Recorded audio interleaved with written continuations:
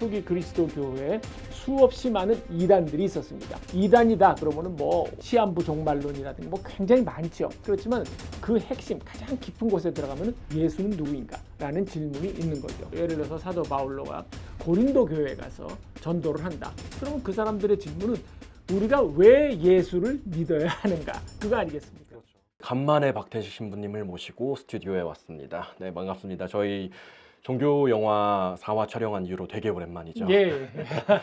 이번 코너가 그러니까 초기 교회의 다양한 이제 이단들을 살펴보는 코너인데요.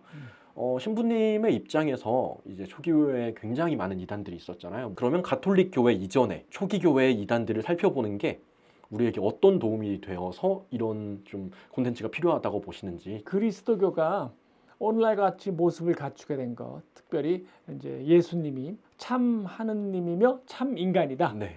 그리고 또 예수 신성 교리, 예수는 하느님과 같은 분이다라는 그런 신성 교리가 처음부터 있었던 건 아니에요. 그렇죠. 처음에 그리스도교가 시작되었다라고 하는 데는 언제냐면 이제 예수님이 아무래도 부활 승천한 다음이 되겠죠. 네. 부활 승천한 다음에 그 예루살렘에 처음으로 그리스도인 교회가 생기면서 그 다음부터 이 교회가 이제 확산이 되어가기 시작을 합니다. 이게 태생 나면서부터 문제점이 있었어요. 뭐냐면은 이게 유대교의 틀을 갖고 있는데 그 안에 실제로는 담겨 있는 내용은 뭐냐면 예수 그리스도거든요. 그러니까 그 전까지만 해도 유대교 틀 안에서 모든 이스라엘 사람들은 종교를 이해하고 하느님이 이해했는데 이제 예수님이 등장함으로 해서 전혀 새로운 차원으로 나아가게 되는 거예요. 네. 그런데 이게 그냥 종교가 슬그머니 없어졌으면 문제가 없는데 네. 이게 이 종교가 그 다음에 이 이제 예수님의 복음을 갖고 전달한 그런 유랑 전도사들이 이제 유럽으로 퍼져가고 그 다음에 오리엔트 지역으로 퍼져가고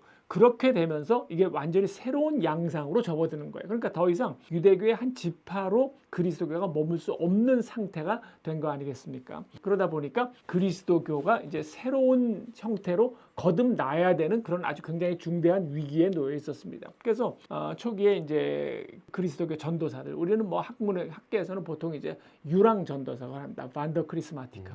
그런 유랑 전도사들이 곳곳에 다니면서 전도를 하고 다닐 때 사람들의 질문은 거의 비슷했어요. 예를 들어서 사도 바울로가 고린도 교회에 가서 전도를 한다. 그러면 그 사람들의 질문은 우리가 왜 예수를 믿어야 하는가? 그거 아니겠습니까? 그렇죠. 그러면 질문은 뭐냐면 그렇다면 예수는 누구인가?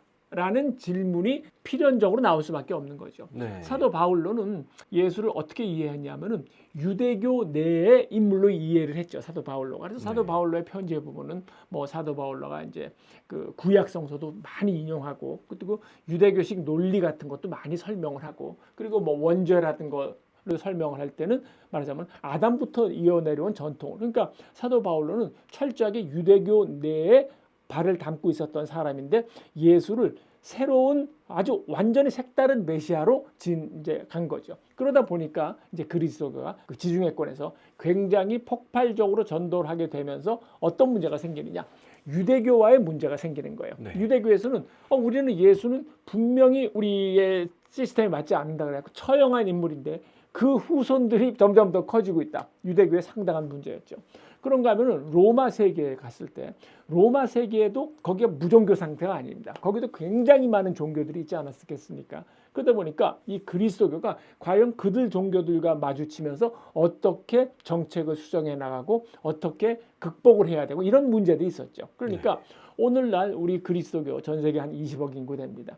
이 20억 인구가 예수 그리스도를 믿을 때는 삼위일체 교리라는 확정된 말하자면은 그 교리를 딱 갖고 여기에서 벗어나면 안 된다라고 하는 게 아주 우리한테 이제 금과 옥조처럼 돼 있는데 처음에 그리스도가 시작됐을 때만 해도 아직 그런 게 없었어요. 그렇죠. 입 가진 사람들은 다 한마디씩 하는 그런 시절이었습니다. 이제 우리가 앞으로 이단에 대해서 상당 기간 동안 할 텐데 그 이단들이라는 게 나오면 그 핵심 논리에는 무엇이느냐? 예수는 누구인가?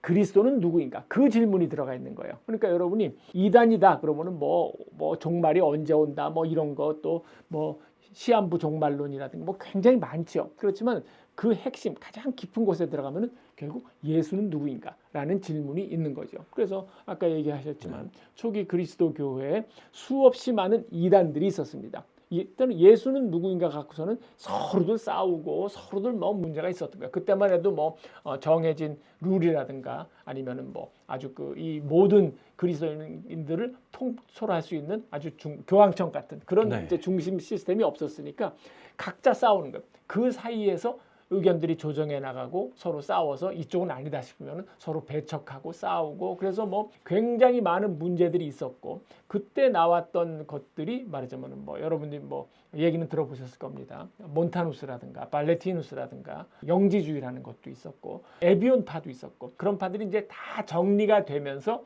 예를 들어서 이제 4세기 말부터는 네. 그 로마의 국교가 되죠. 오늘날 우리가 갖고 있는 그리스도교에 대한 질문들 그게 제가 보기에는 그때 다 이미 나왔습니다. 그러니까 그때까지 한 3세기, 4세기 동안에 벌어졌던 그런 이야기들을 우리가 한번 살펴보면은 오늘날 오히려 우리가 예수 그리스도, 우리가 신앙인으로서 어떤 우리의 신앙을 지켜나가는데 우리의 믿음을 구축해 나가는데 큰 도움이 되지 않을까 뭐 그런 생각을 합니다.